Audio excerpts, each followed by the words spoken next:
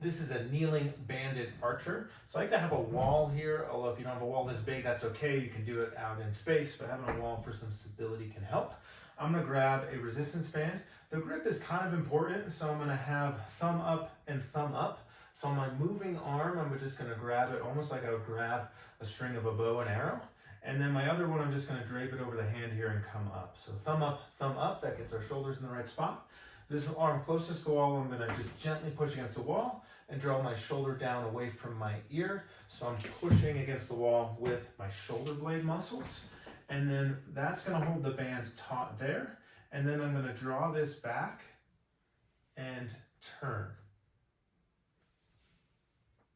So the keys here are that I want this to be a motion from mainly the shoulder blade and the thoracic spine, not the low back, not too much here, and not the neck. And so breaking it down into pieces, I got this position, I'm stabilizing against the wall by drawing my shoulder blade down rather than up.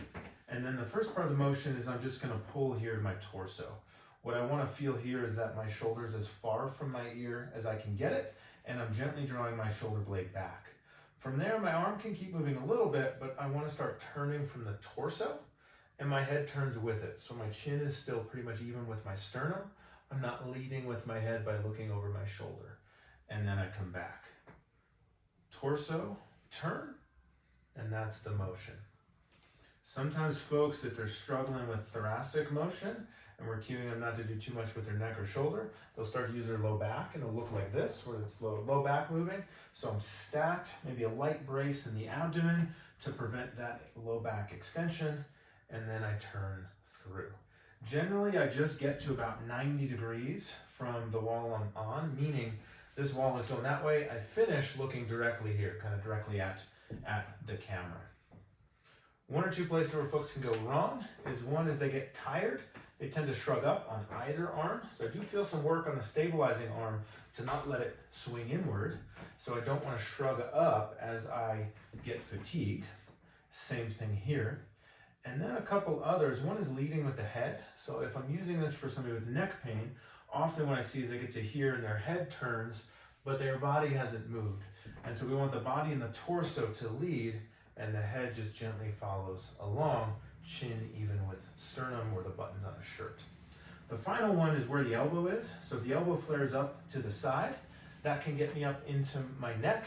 So I want elbow close to the torso, not up there.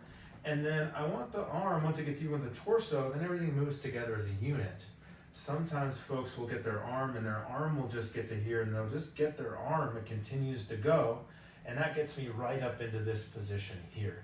So I'm getting my elbow down towards my pockets, and then from there, the arm doesn't go further, I turn with the torso.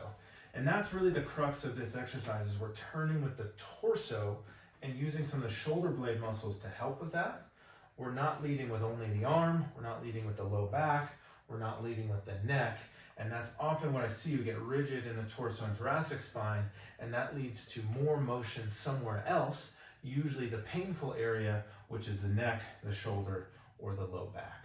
Often I start this without a band, and then we can go to a band and get some more resistance and some endurance and some comfort in these positions.